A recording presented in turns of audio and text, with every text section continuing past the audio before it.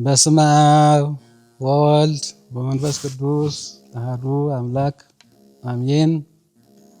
ስሜ መምህር አባ ኢሳያስ ወልደሰንበት እባላለሁ። የዚህ የታሪካዊና ታላቁ የአንጋፋው ገዳም የዝቋላ ደብረ ከዋክብት አቡነ ገብረ መንፈስ ቅዱስ ገዳም አበምኔት ነኝ። ዛሬ ለማስተላለፍ የፈለግነው በውጭም በውስጥም ሀገር ያላችሁ ምእመናንና ምእመናት እስከ ዛሬ ድረስ የገዳሙን ሁሉናና ያለውን ችግር ለማወቅ በተለያዩ መገናኛ ብዙሃን አንዳንድ የተፋለሱና ያልተስተካከሉ ታሪኮችና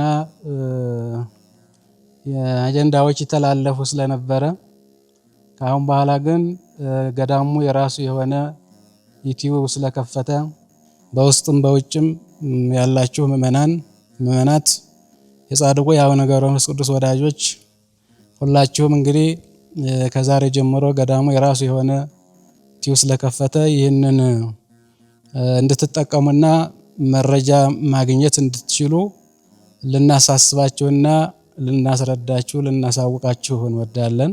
ይህንን ትልቅ ዜና ስናበስራችሁ ሼር፣ ሰብስክራይብ በማድረግ ለሚመለከተው አካልም እንድታስተላልፉ ጥሪያችንን እንድትሰሙ እያሳሰብን ይህንን ማንኛውንም ጥሪ በገዳሙ የሚተላለፈውና መንፈሳዊ የሆኑ የገዳሙን ጥሪ ለሚደረግላችሁ ሁሉ ከጎናችን ሆናችሁ የሚመለከተውን ሁሉ ድጋፍ እንድታደርጉልን ጥሪያችንን እናስተላልፋለን።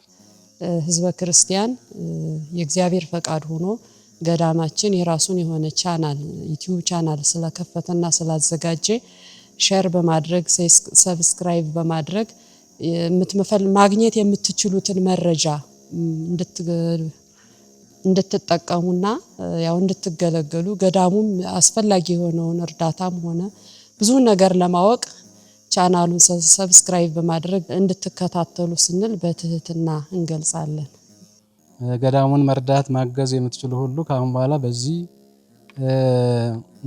ዩቲዩብ መርዳትና ማገዝ የምትችሉ እንደሆነ ለማሳወቅ ያህል ነው ዛሬ እዚህ የተገኘነው። እንግዲህ አዲስ ዩቲዩብ ነው፣ ሁላችሁም እንድትጠቀሙበት በጻድቁ ስም እናሳስባለን።